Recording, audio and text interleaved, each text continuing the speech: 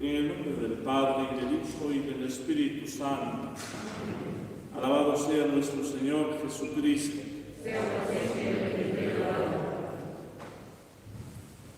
Queridos hermanos, celebramos hoy con gran alegría y gozo, en medio de nuestro itinerario cuaresmal, caracterizado siempre pues, por ese tono casi lúgubre que la liturgia le da, de austeridad, de penitencia, de mínima expresión de nuestros sentimientos, puesto que estamos inmersos en este proceso de purificación, de conversión ante el Señor. Y por eso la fiesta de San José aparece como un oasis en el desierto cuaresmal que nos llena de alegría, que nos ensancha el corazón y nos anima a perseverar en medio de las pruebas y dificultades, como también San José tuvo que pasar por ellas, adelante en el seguimiento de Jesucristo nuestro Señor. La devoción a San José podríamos decir que es relativamente reciente si lo comparamos en la larga historia de la Iglesia. Pero es una devoción que a partir del siglo XIV, del siglo XV, recibió un gran impulso, primero en lo que es la devoción popular. Grandes predicadores como San Bernardino de Siena o otros santos que tienen una influencia en la espiritualidad del pueblo de Dios, como nuestra Santa Teresa de Jesús y otros muchos, se preocuparon bien de difundir la devoción a San José, porque ellos mismos la tenían y muy grande y habían recibido de San José innumerables beneficios. Pero será a partir del siglo XVIII cuando el Papa introduzca como misa votiva la fiesta de San José y más adelante pues ya se instituya dentro de la Iglesia hasta los tiempos más recientes, en los años 50, con la introducción o la institución de la fiesta, de la solemnidad de San José Artesano, que celebramos en el 1 de mayo y que fue instituida por el venerable Papa Pío XII.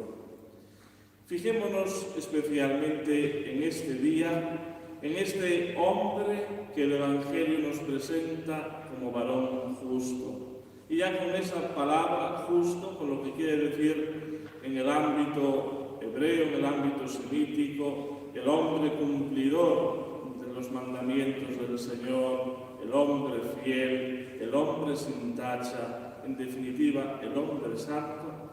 En lo poco que nos dice el Evangelio, nos lo está diciendo todo de San José. Y es que San José, siendo padre nutricio de nuestro Redentor, le imitó también en ese ocultamiento que ocupó la mayor parte de la vida de Jesús. Si sacamos los 3 años de vida pública, nuestro Señor Jesucristo pasó la mayor parte de su vida terrenal en un segundo plano, en ese ocultamiento silencioso de Nazaret, como un habitante más de aquella población, como un artesano, como un trabajador. Y San José también aparece en un segundo plano en el Evangelio y sin embargo formando parte de ese proyecto de la redención, parte activa e importante, puesto que a su cuidado, a su fiel custodia, fue puesto el mismo Redentor y su Madre, la Virgen Santísima. Fijémonos en un primer momento en lo que toca a nuestro Señor Jesucristo. Digamos que este es el título más importante que tiene San José, Padre nutricio, Padre adoptivo de Jesús. San José, como bien nos enseña el Evangelio según San Mateo, hace que se cumplan las profecías, lo que había sido anunciado en las Escrituras acerca de Jesús, acerca del Mesías de Israel, porque pertenecía San José al linaje de Judá, que era la casa de David. Y así como se había anunciado, nos había profetizado, de que el Hijo de Dios, que el Mesías prometido, sería un descendiente de la casa de David. Por esta línea de San José, Padre de nuestro Señor Jesucristo, Padre adoptivo, le vendrá ese título de Hijo de David. En segundo lugar, porque también será San José el responsable de que nuestro Señor Jesucristo, el niño Jesús, tenga que huir a Egipto siendo tan pequeño, y por tanto de Egipto vendrá, como había sido anunciado también por los profetas, de Egipto llamaré a mi hijo.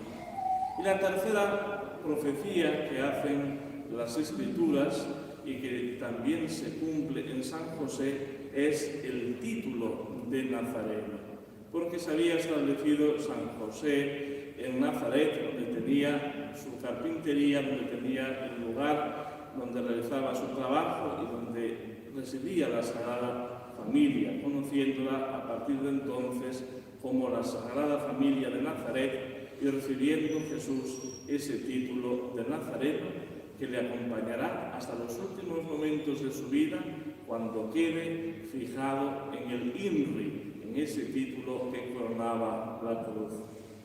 Por tanto, San José tiene una misión importantísima que le es anunciada por el ángel de parte de Dios. Tiene que proteger, tiene que velar, tiene que cuidar de nuestro Señor Jesucristo. Tiene que proteger a la Sagrada Familia. Y esto con la responsabilidad que tarea tan importante conlleva. Pongámonos por un instante cada uno de nosotros en su lugar.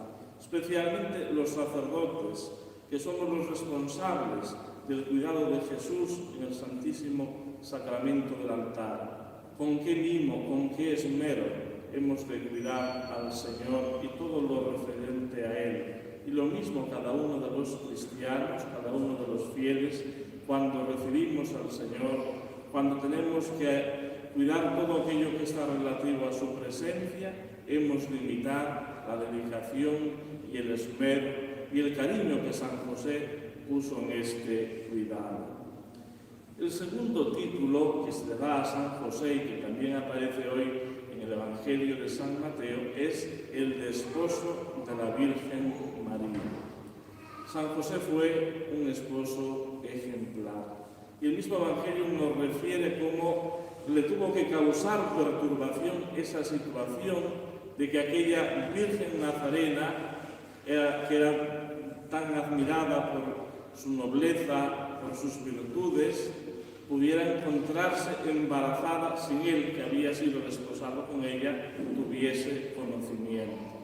Y sin embargo, como esa perturbación se disipa ante lo que le revela el ángel, y cómo cambia por completo. No reside en él ningún rencor, ninguna malicia, ninguna sospecha. Queda totalmente tranquilizado por las palabras del ángel y se pone manos a la obra en lo que le va a tocar a él realizar como esposo de la Virgen María y como padre adoptivo de Jesús. Pero incluso teniendo que ocupar ese segundo plano, siendo él el cabeza de familia, pensemos cómo acompaña a la Santísima Virgen cuando en aquel regreso de Jerusalén, donde habían acudido a una de las numerosas fiestas en las que participaban los israelitas, no encuentran al niño Jesús en la caravana. También con inquietud y con preocupación regresa a la ciudad santa. Y sin embargo, él no recrimina nada al Señor. Él no toma la iniciativa. Es la Santísima Virgen la que se dirige a Jesús y le dice: pero hijo, ¿cómo nos has hecho esto? ¿No ves que tu padre y yo andábamos angustiados buscándote? Es San José el que la acompaña, el que la asiste, el que ávidamente busca al Señor y lo encuentra también en su templo. Y en tercer lugar, el título de los más recientes que se le da a San José como patrón de la Iglesia Universal. Título otorgado por el Papa Pío IX a mediados del siglo XIX. En medio de la situación que vivía en ese tiempo la Iglesia, pensemos en el gran trauma que supuso la pérdida de los estados pontificios, no porque fuese una pérdida de poder, sino porque ese deseo de los poderes del mundo contra la Iglesia de Jesucristo, que cada vez se estaba cerrando más, el cerco se estaba acechando más. Pensemos que el mismo Papa fue desterrado a Gaeta durante un tiempo, tuvo que padecer persecución, el Papa anterior incluso había estado cautivo, una situación de gran angustia para la propia Iglesia. Y el Papa Beato Pío IX decide poner bajo el patronazgo de San José a la Iglesia de Dios. Y aquí aparece un aspecto importante que señalará ya en la Edad Media San Bernardo de Claraval, el paralelismo de San José con la historia de José, el hijo de Jacob. Bien es cierto que José es figura de Jesucristo, precisamente lo veíamos ayer en la Santa Misa del viernes de la segunda semana de Cuaresma. Una de las figuras, uno de los tipos del Antiguo Testamento referidos a nuestro Señor es José, que fue vendido por sus propios hermanos. Y sin embargo, aquí vemos también muchas similitudes con la propia historia de San José. La primera de ellas es como a causa de la envidia de Herodes, San José tiene que llevar a Egipto a Jesús. También, a causa de la envidia de sus hermanos, José tiene que huir a Egipto. La segunda es San José casto. San José se mantuvo casto toda su vida y José tuvo que vivir castamente y especialmente cuando fue tentado por su señora, permaneciendo fiel a su Señor. Otro ejemplo, otro paralelismo de la historia de José con San José es como él tuvo que preservar a su pueblo, al pueblo de Israel, en medio de aquellas carestías que tenían que atravesar, dándoles el trigo necesario para alimentarse. San José tuvo que preservar a aquel que no es trigo, sino que es el pan de la vida, Jesucristo nuestro Señor, en medio de las pruebas y tormentos, en medio de las dificultades, especialmente cuando corría peligro su propia vida. Y también otro elemento importante es que la historia de José de Egipto son los sueños, donde Dios nuestro Señor le iba dando unas revelaciones, unas enseñanzas, y también en los sueños será donde San José reciba esa claridad en medio de las tinieblas que padecía a causa de aquello que no podía comprender, como era que su esposa estuviese encinta, o cuando tenga que huir a Egipto, será en sueños donde Dios nuestro Señor le revele lo que ha de hacer. Pues muy especialmente en este patronazgo que San José ejerce sobre la Iglesia, aparece también la figura de José de Egipto puesto al frente de la casa de Israel.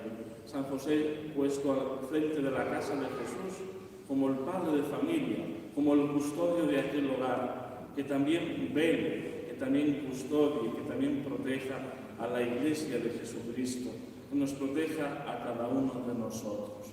Lo pedimos especialmente en este día, acudimos a Él con confianza y recitemos, no solamente en el mes de octubre, después del Santo Rosario, como fue mandado por el Papa León XIII, sino a menudo la oración a vos, bienaventurado San José, para que conscientes del momento que nos ha tocado vivir, con tantas pruebas, con tantas dificultades que amenazan no nuestra integridad física únicamente, sino nuestra integridad espiritual, acudir con confianza a San José y obtener de él, como tantos santos lo obtuvieron, los beneficios y las gracias necesarias por su intercesión. En el nombre del Padre, y del Hijo, y del Espíritu Santo. Amén.